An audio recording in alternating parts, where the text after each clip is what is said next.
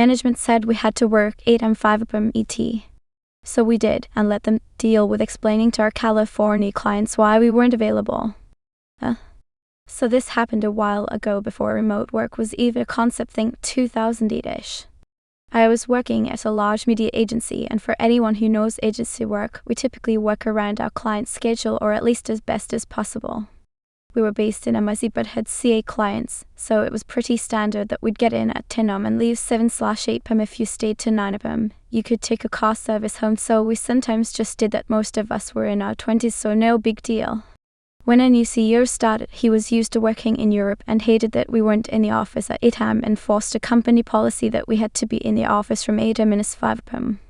We of course followed the rules, because who wouldn't want to leave at 5? Let's just say the policy was lifted within 2 weeks when our West Coast clients couldn't get in touch with us. I can't transfer to another class. Okay, band director, I'll stay in your band. I grew up as an army brat, so I did a lot of moving in my childhood. I had been at my current school for 4 years, starting in 8th grade. Up until then, it was the longest I'd ever been in one place. I would be moving across an ocean for my senior year of high school. I was going to miss the friends I'd made, but as an army brat, this wasn't anything new. Frankly, I was looking forward to a change of scenery. I was a member of the high school band. Through my sophomore year, we had a wonderful band director who was the kind of teacher everyone dreams of: helpful, friendly, supportive, encouraging, and a little bit of a hard ass when needed. However, she left us, and her replacement was nothing short of horrible. He was mean, rude, short-tempered, and authoritarian. One spring day, nearing the end of my junior year, I needed to go to a dental appointment to fix a cavity. Given that we were about to move thousands of miles away, we just took the first appointment we could get, and that happened to be an early afternoon that would require me to miss a single day of band class. So I go to the band director, inform him that I'm going to miss class this afternoon for a dental appointment.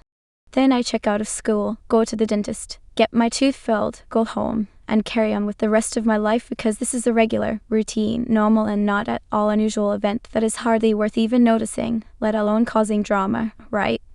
Of course not. I come to school the following day, and a bunch of my bandmates come up to me at morning break. "Hey Op, did you hear about Mr. B yesterday?" they all inquire. "No, what happened?" I reply. I get a story about how Mr. B decides to take the opportunity of my absence to lecture the entire band about how dedication is so important. Everyone really needs to be a team player. We don't need selfish members in this band who schedule appointments during band class/rehearsals. I mean, he really lays into it. Apparently arms waving, voice rising, he works himself into a full tirade against selfish band members who don't show up to class for trifling things like medical appointments. While the band was somewhat large, probably 80 students, everyone in the room knew exactly who he was referring to, as I'm conspicuously not in my chair that day. Hence the cluster of bandmates asking me if I'd heard about this. So here's the thing. As I mentioned earlier, I'm an army brat through and through. To this day, I still say yes or no ma'am when talking to my elders/superiors. I know rules and order, and I know my part in the system. I was not rebellious. I had a 3.9 GPA, good manners, and never put a toe out of line. But I also have a very large sense of justice. And this was bullshit. So I marched myself right to the band director and said, "Mr. B, I hear you gave a good lecture about not needing people who aren't dedicated in the band, and how scheduling appointments during band class is not showing dedication, so effective immediately. I'm no longer in your band. I'll find another class to finish out the year." You should have seen the veins on his forehead. I swear the man nearly stroked out. I've never seen anyone angrier. He starts to yell at me, but this isn't my class time. I don't have to be there, so I turn around to walk out. The man literally moves to block my way, yelling about how I decide if you're in here or not. "You can't leave this class without my permission. I'm the one in charge here. We'll see about that." I just walk around him and go about my day. Since this is between class free time, I don't have to stand there and discuss it with him. I go to Coach and another one of those awesome teachers everyone loves and tell him about my situation. Coach N happens to teach an art history class the same period as the band class. I asked Coach N if he wouldn't mind if I finished out the year in his class. He did encourage me to try and work it out if I could, but I made it pretty clear to him that I didn't respect Mr. B. I wasn't going to be treated like that, and this was just the last straw in a year-long display of his petty, mean, authoritarian nonsense. Since Coach N and I get along great, he gladly agrees to let me join his art class. So I go on down to the principal's office and tell the principal that I'm not going to finish out the year in band, but that Coach N is willing to let me finish the year in his class. The principal tells me we're going to have to discuss this with Mr. B and your parents. I'll set up a meeting. Great, as soon as possible, please. So, last period of the day comes and I go to Coach N's class. About 5 minutes into some slideshow about Coach N's trip to Rome last year, and I'm fetched out of the class and told that I haven't been allowed to switch yet and I must go to my band class. Cue the malicious compliance. I can't leave without your permission, Mr. B. Okay, I'll stay in your band. Nah, what older, more vindictive me thinks I should have done was just play the most ridiculous, out-of-tempo nonsense all class long. That would have been hilarious. But that's not what I did. Like I said, I was a rule follower. Playing wrong/loudly never crossed my mind. Instead, what I did was go into band class, take my front row seat. I was first chair oboe and sit with my hands folded in my lap for the entire 90 minutes. Staring at Mr. B, I don't take out my instrument, warm up, pull out sheet music, or interact with anyone the entire time. I just sit there, passive-aggressively displaying that while you can make me stay in your class, you can't make me play.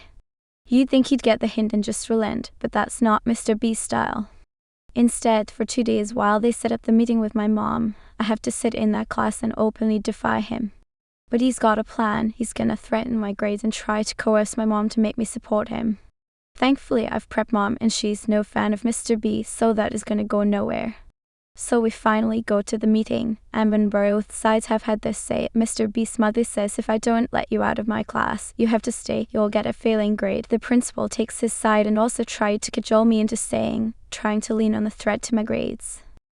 Mom, OP is such great grades, you wouldn't want those ruined. Now would you, Mom, like a boss? Basically says I think OP is right, he doesn't want to stay in the class, let's just find an alternative. Then I said to the principal, he can make me stay if that's what you want to do. Then I turned to Mr. B and said I have a 3.9 GPA. I think I can afford one bad grade for 1 quarter in an art credit. I don't think that's gonna ruin my future. So again, you can make me stay and you can give me a bad grade, but you can't make me play. Every day, in front of every member of that band, I will openly defy you. Do you really want it for the rest of the school year? I still remember the look of defeat on his face. It was glorious. Coach N's class for the rest of the year was great fun. I learned a lot about art history and appreciation, which was something I hadn't really been exposed to before. Then I set off halfway across the world for an international high school adventure my senior year. In a way, I couldn't actually believe I pulled it off. I think it's the day I realized that I wasn't so different from adults. You could maybe even argue it was when I became an adult. So I guess I could thank Mr. B for that. But I won't. Boss looked like a full courtesy of me by user over reality. I worked as a recruiter for a temp agency when I was young and fresh out of college. The manager of the agency was a total micromanager and wanted to say in absolutely everything. She micromanaged everyone so badly that she wanted to proofread any emails that any staff member was sending externally. She also wanted to be CC'd on every single outgoing external email. One day, one of my coworkers got a response back from an employer who gave some positive feedback about the email she wrote. Our manager made sure to reply all and take credit for the email, explained she oversees all outgoing emails. A few days later, in a staff meeting, she made a point of saying she should get credit for any feedback the agency receives since she proofreads everything. The thing is, this manager was not well-spoken or smart and not even a particularly good writer. I regularly spotted issues with her sentence structure and use of commas but just didn't say anything. One day she's proofreading one of my emails that would be going externally to an employer who pumped a lot of money into our agency. I was stating in the email that I thought so-and-so was a great fit for their vacant position based on so-and-so's past experience.